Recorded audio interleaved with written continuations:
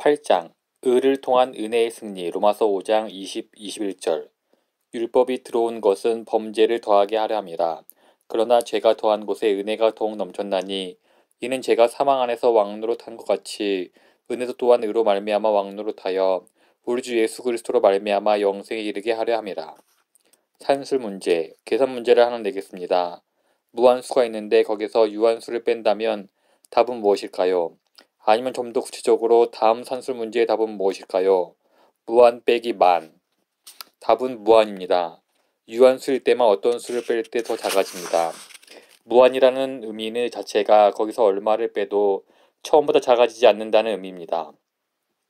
나 같은 죄인 살리신의 5절 가사, 존 뉴턴이 쓴 것은 아니지만 정말 훌륭한 가사 중 하나입니다. 가이를 정확하게 표현하고 있습니다.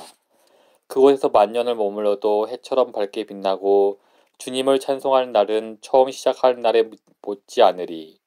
이 생에서 하루하루 시간이 간다는 것은 살 날이 그만큼 짧아졌음을 의미합니다. 내세에서는 하루가 지나고 한 세기가 지나고 1000년이 지나도 우리에게 남은 미래의 분량은 결코 줄어들지 않습니다. 왜 이 점이 중요할까요? 영생이라는 무한 실체, 왜냐하면 로마서 5장은 두 가지의 무한한 실체로 시작해서 끝나기 때문입니다. 또 이 무한한 실체들 각각은 서로를 이해하는 데 필요하며 하나님이 사용하신 구원의 방법이 얼마나 장엄한지 우리로 느끼게 해주기 때문입니다. 로마서 5장은 영생이라는 무한한 실체를 언급하면서 21절에서 끝납니다. 이는 죄가 사망 안에서 왕노릇한 것 같이 은혜도 또한 의로 말미암아 왕노릇하여 우리 주 예수 그리스도로 말미암아 영생에 이르게 하려 함이라. 구속사역에서 하나님의 목적은 예수 그리스도를 통해 죄와 죽음을 이기고 영생에 이르도록 은혜가 승리하는 것입니다. 영원한이란 결코 끝나지 않는 삶을 언급합니다. 무한한 삶입니다. 영원히 지속되는 삶입니다. 하지만 이것은 지루한 삶의 무한한 지속일까요? 평범한 일상이 무한히 지속되는 것일까요? 우리가 아는 대부분의 삶은 영원히 지속된다고 할 때 별로 좋을 것 같지 않습니다. 사실 우리가 아는 삶 중에 영원히 지속할 가치가 있는 삶은 하나도 없어 보입니다. 그런 식으로 영원히 산다면 그다지 좋은 소식으로 들리지 않습니다. 이 땅에서 누리는 최고의 즐거움도 만번을 되풀이하면 거의 고문이 될 것입니다. 하나님의 영광이라는 무한 실체, 그렇기 때문에 본문에 나오는 두 번째 무한한 실체가 매우 중요합니다. 로마서 5장은 이렇게 시작합니다. 그러므로 우리가 믿음으로 의롭다 하심을 받았으나 우리 주 예수 그리스도로 말미암아 하나님과 화평을 누리자. 또한 그로 말미암아 우리가 믿음으로 서 있는 이 은혜에 들어감을 얻었으며 하나님의 영광을 바라고 즐거워하느니라. 여기서 바울은 우리가 바라는 것이 영생이 아니라 하나님의 영광이라고 말합니다. 하나님의 영광을 바라고 즐거워하느니라. 매우 중요합니다. 우리 미래의 삶이 영원할 뿐 아니라 지루할 수 없는 이유를 말해주는 대목입니다. 영원에 못 미치는 시간의 양으로는 유한한 존재가 하나님의 영광을 경험하기 부족합니다. 보아야 할 것을 다 보고 칭송해야 할 것을 다 칭송하고 즐겨야 할 하나님의 영광을 다 즐기기 위해서는 영원이라는 시간이 필요합니다. 그래서 하나님께서 우리에게 영생을 주시는 겁니다. 우리는 하나님의 영광이 얼마나 강력한지 알아야 합니다. 하나님의 영광이란 하나님이 그분의 능하심과 탁월하심 가운데 우리를 위해 허락하시는 모든 것을 말합니다. 그리고 하나님은 무한하십니다. 따라서 그분의 영광도 무한합니다. 경계도 없고 제한도 없고 끝도 없습니다. 때로 바울은 영광의 풍성함이라는 표현으로 이 점을 강조합니다. 예를 들어서 로마서 9장 23절에서 바울은 하나님의 목적이 영광 받기로 예비하신 바 긍휼의 그릇에 대하여 그 영광의 풍성함을 알게 하려는 것이라고 말합니다. 에베소서 1장 18절에서 바울은 우리가 성도 안에서 그 기업의 영광의 풍성함이 무엇인지 알기를 기도합니다. 빌립보서 4장 19절에서는 나의 하나님이 그리스도 예수 안에서 영광 가운데 그 풍성한 대로 너희 모든 쓸 것을 채우시리라고 말합니다. 여기서 제가 말씀드리려는 요지는 하나님의 영광은 하나님만큼 거대하다는 것입니다. 따라서 하나님의 영광은 소진되지 않으며 소진될 수도 없습니다. 하나님의 영광은 하나님만큼 풍성합니다. 무한합니다. 우리 같은 유한한 존재가 그 영광을 알고 맛보고 칭송하고 즐거워하려면 영원이라는 시간이 필요합니다. 골무로 태양, 평양, 바닷물을 한 번에 전부 담을 수 없듯이 유한한 피조물이 하나님과 무한한 영광을 한 번에 전부 다 담아낼 수 없습니다. 그리고 골무를 태평양 크기만큼 확장한다 해도 하나님의 영광이라는 깊이와 넓이에 제한이 없는 바다에서 그 영광을 퍼내려면 무한한 날이 필요할 것입니다. 따라서 그 무한한 날들은 지루함의 연속일 수 없습니다. 옛날에 좋았던 것을 단순 반복하는 식이 아닙니다. 늘 새로운 볼거리에 새로운 맛, 새로운 경이, 새로운 경험, 새로운 기쁨을 영원히 누리는 삶입니다. 그래서 로마서 5장은 하나님의 영광을 바라는 것으로 시작해서 영생, 하나님과 함께 누릴 미래의 내용과 기간이라는 승리로 끝을 맺습니다. 인류 역사를 생략하고 곧바로 영광으로 가지 않는 이유. 여기서 저는 이런 질문이 생깁니다. 하나님의 목적이 우리로 하여금 하나님의 영광을 알고 맛보며 영생을 살게 하려는 것이었다면 왜 이 끔찍한 인류 역사를 그냥 생략해버리고 곧바로 그 목적을 달성하지 않으시는 걸까요? 아담의 창조와 범죄, 인류의 타락과 부패, 그리고 홍수, 심판, 그 후 재해와 비극으로 얼룩진 이스라엘 2000년 역사, 하나님 아들의 성육신, 예수님의 끔찍한 죽음, 부활, 성령 강림, 그 후 불완전한 교회를 통해 전 세계에 너무나 느리게 복음이 전파되는 재와 비극으로 가득한 2000년이 넘는 세월, 왜 이 모든 역사를 허락하시는 것일까요? 하나님의 자녀가 영생을 얻기까지 온 우주를 왜 이런 식으로 흘러가게 하셨을까요? 어떤 사람들은 하나님께서 그렇게 정하신 것이 아니라고 말하기도 합니다. 하나님은 더 나은 것을 기대하며 시작하셨는데 인류 역사가 하나님이 생각했던 것과 다른 방향으로 흘러간 것이라고 주장합니다. 만일 그렇다면 하나님이 세상을 창조하시기 전에 모든 것을 계약하셨다는 성경의 가르침은 어떻게 해석하겠습니까? 예를 들어 로마서 5장 21절에 약속된 영생에 대해 바울은 이 영생은 거짓이 없으신 하나님이 영원 전부터, 문자 그대로 하면 시간이 생기기 전부터 약속하신 것이라고 말합니다.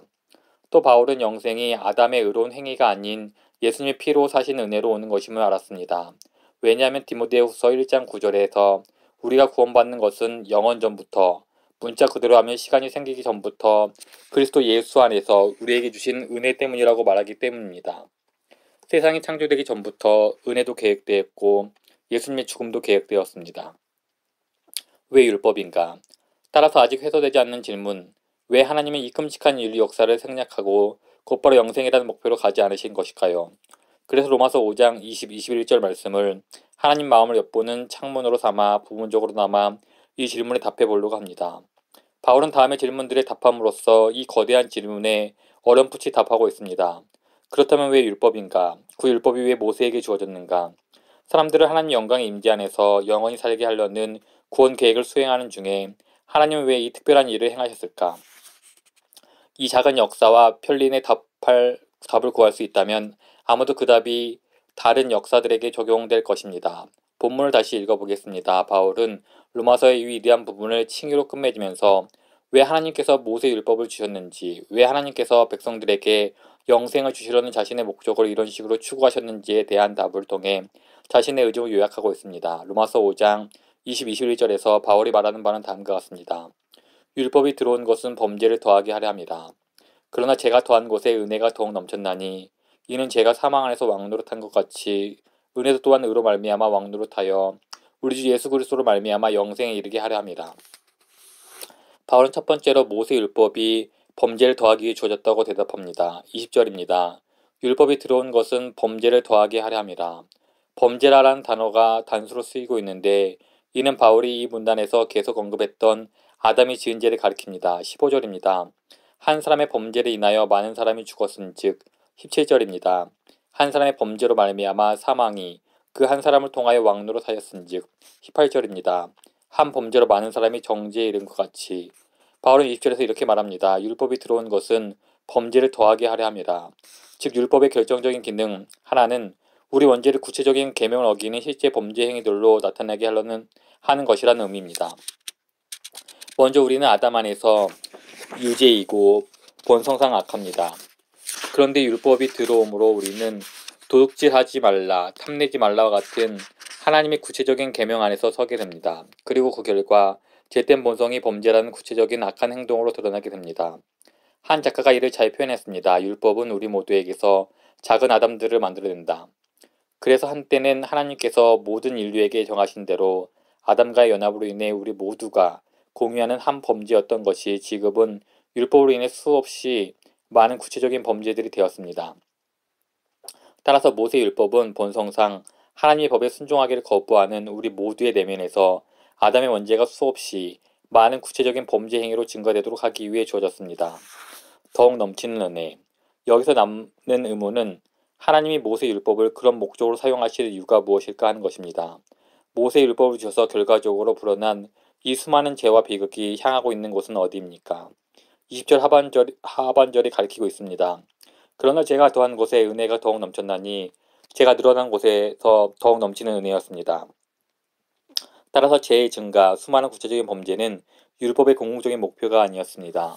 죄의 증가는 오히려 하나님이 원하셨던 더 중요하고 훨씬 위대한 일, 말하자면 그분의 더욱 넘치는 은혜를 보여주기 위한 계기가 되었습니다.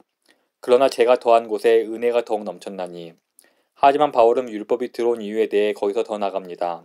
21절에서 이는 이라는 문구를 사용해 뭔가 더 설명할 것이 있음을 알립니다. 율법을 주신 하나님의 목적이 은혜를 더욱 넘치게 하기 위함이라는 설명으로는 충분치 않을 뿐 아니라 충분히 구체적이지 않습니다. 그래서 또 다른 설명을 덧붙입니다.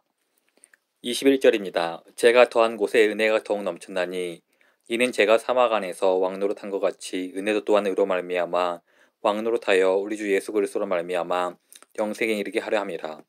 여기서 바울은 로마서 5장의 절정이자 칭의를 다룬 로마서 첫 단원의 절정으로 치닫고 있습니다. 구원 역사 속 하나님의 궁극적인 목적들이 한 곳에 어우러지면서 심벌지가 부딪히고 팀파니가 큰 소리를 내고 트럼펫이 울리고 현악기 소리가 고조됩니다. 더욱 넘치는 은혜에서 그치지 않고 더욱 넘치는 은혜가 죽음과 죄와 지옥의 권세를 이기고 당당하게 다스리는 모습이 그려집니다. 이는 제가 사망 안에서 왕노릇한 것 같이 은혜도 또한 의로 말미암아 왕노릇하여 율법을 주시고 모든 역사를 허락하신 하나님의 목적은 은혜가 승리하여 다스리는 데 있습니다. 하지만 이것으로도 설명이 부족합니다. 하나님의 목적은 은혜가 승리하여 왕노릇하여 영생에 이르게 하는 것입니다. 이는 제가 사망 안에서 왕노릇한 것 같이 은혜도 또한 영생에 이르게 하려 함이라. 그리고 이 영생은 우리가 하나님의 영광, 지금까지 살펴본 바대로 말하면 은혜의 영광이라 말할 수 있습니다. 을 보고 알고 맛보고 경외하고 즐기는 데 필요한 끝없이 계속되는 시간임을 기억하십시오. 우리 주 예수 그리스도로 말미암아. 이건 역시 충분히 구체적이지 않습니다. 전 역사의 최종 목표와 경험 그리고 영생의 기반이 예수 그리스도를 밝히는 데까지 바울은 나아갑니다. 이는 제가 사망 안에서 왕노릇한 것 같이 은혜도 왕노릇하여 우리 주 예수 그리스도로 말미암아 영생에 이르게 하려 함이라. 온 역사가 예수 그리스도를 높이려는 목적을 지향하고 있습니다. 이것이 바로 하나님께서 온 우주를 창조하신 이유입니다. 하나님께서 예수 그리스도를 위해 수천 년을 기다리신 이유가 바로 이것입니다. 예수 그리스도의 성육신과 죽음, 부활이 있어야 했던 이유도 바로 이것입니다. 만물이 다 그로 말미암고 그를 위하여 창조되었습니다. 은혜가 승리하여 왕노릇하며 영생에 이르는 것은 우리 주 예수 그리스도로 말미암아입니다. 하지만 이것도 안전하지 않습니다. 요약 진술에 해당하는 21절 말씀에는 한 가지가 더 담겨 있습니다. 예수 그리스도의 의, 우리가 아닌 그리스도의 의가 우리가 얻는 영생의 기반이라는 것이 12절 이후부터 마지막 절까지 내용의 핵심이었기에 바울이 결코 간과할 수 없는 내용입니다. 하나님께서 율법을 주시고 죄를 더하게 하시고 또한 더욱 넘치는 은혜를 주신 목적은 제가 사망 안에서 왕노릇한 것 같이 은혜도 또한 의로 말미암아 왕노릇하여 우리 주 예수 그리스도로 말미암아 영생에 이르게 하려 함입니다. 여기에 나온 의는 18절에서 한 의로운 행위로 말미암아 많은 사람이 의롭다 하심을 받았다고 할 때와 동일한 의입니다. 은혜가 의로 말미암아 영생에 이르기까지 왕노릇한다는 것은 은혜가 예수님의 의, 즉 예수님의 순종의 근거에서 불경건한 자들을 의롭다 한다는 의미입니다. 은혜는 이런 방법으로 죄의 지책과 정죄를 이깁니다. 로마서 1장부터 5장까지의 요약. 의인은 단 한 명도 없습니다. 모든 인간은 아담의 첫 범죄와 연결되어 있어서 하나님 앞에서 다 죄인입니다. 그리고 우리의 부패함이 하나님의 율법을 만날 때 우리 모두는 나름의 작은 아담들이 되고 구체적인 범죄 행위들이 범람하게 됩니다. 그러므로 의에 있어서 우리가 한 행동을 기반으로 해서는 하나님과 화목을 이룰 칭의를 얻을 수 없습니다. 대신 죄인들을 위한 단 하나의 소망이 있습니다. 바로 두 번째 아담 예수 그리스도가 세상에 오셔서 피를 흘리셨고 의를 주셨다는 사실입니다. 우리의 모든 죄를 덮는 피를 흘리셨고 의를 주셨기에 우리 잔고는 텅 비지 않고 완전한 순종, 즉 예수님의 순종으로 가득 차게 되었습니다. 따라서 우리가 이 칭의의 은혜를 받고 영생, 즉 영광의 소망을 얻는 것은 오직 믿음을 통해서입니다. 하나님의 영광, 예수 그리스도의 영광, 모든 창조 세계, 모든 역사, 모든 구원의 목표는 그리스도의 의를 통해 하나님의 승리하시는 은혜의 영광을 드러내는 것입니다. 그리스도의 의는 우리를 죄와 죄책과 정죄에서 자유하게 하고 우리에게 영원히 끝나지 않는 생명을 줍니다. 또 영원히 끝나지 않는 생명을 누리는 그곳에서는 그리스도의 영광을 보고 흠모하고 즐기며 만년을 보낸다 해도 시작할 때와 마찬가지일 것입니다. 함께 찬양하겠습니다. 천개 입술이 일제히 내 크신 구속자를 노래하네. 내 하나님 내 왕의 영광과 그 은혜의 승리를 찬양하네. 그곳에서 만년을 머물러도 해처럼 밝게 빛나고 주님을 찬송할 날은 처음 시작할 날에 못지않으리. 이 설교에서 로마서 5장 21절에 나오는 은혜의 왕노릇에 대한 해석은 로마서 5장 1, 2절을 설교할 때 이 본문을 다루며 시도했던 해석과 다릅니다. 그때는 로마서 5장 21절에 나오는 은혜가 우리 삶을 변화시키고 보호하는 능력이라고 생각했습니다. 그때 제가 이렇게 말씀드렸습니다. 은혜가 왕노릇한다는 점에 주목하십시오. 그것은 단순한 성향이 아니라 힘을 사용하는 것입니다. 은혜는 우리를 대적하는 것이 아니라 우리를 위해 역사하는 하나님의 무한한 능력의 영역이고 통치입니다. 은혜가 실제로 우리를 변화시키고 보호하는 능력이면 의심의 여지가 없습니다. 하지만 그것이 로마서 5장 21절이 강조하는 요지는 아니라고 생각합니다.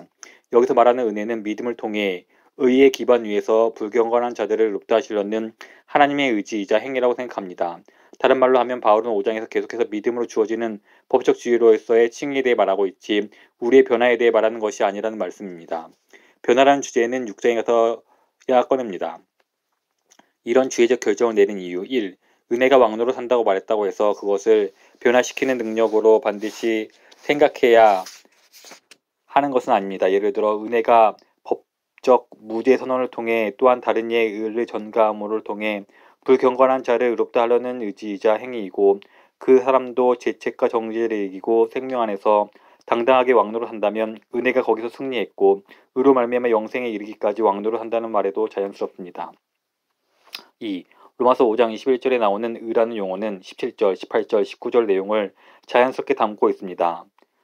저는 다른 설교에서 이 의가 우리의 실질적인 순종이 아니라 그리스도의 의이고 우리에게 전가된 순종임을 드러내려고 애를 썼습니다.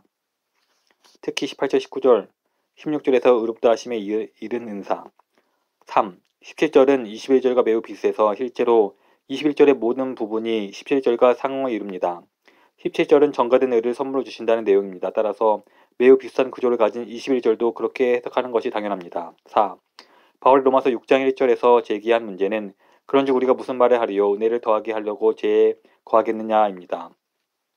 이는 로마서 5장 21절의 은혜를 하나님의 변화시키는 행위라고 해석하기보다 경건치 아니한 자를 용서하시고 의롭다 선포하시려는 하나님의 의지라고 해석할 때 좀 더 자연스럽게 연결됩니다. 로마서 5장 21절의 은혜를 우리가 죄를 짓지 못하도록 막는 힘이라고 한다면 아무도 그렇게 묻지 않을 것입니다. 왜냐하면 계속 죄를 지어서 우리가 죄를 짓지 못하게 막는 그 힘을 더 커지게 하겠는가라고 묻는 것은 말이 되지 않기 때문입니다. 오히려 계속 죄를 지어서 불경건한 자들을 의롭다 하시려는 하나님의 의지와 행위를 더하게 하겠는가라고 말하는 것이 훨씬 말이 됩니다. 저는 이것이 바울이 로마서 5장 21절에서 의미한 바이고 6장에서 다루게 되는 문제를 이야기했다고 생각합니다.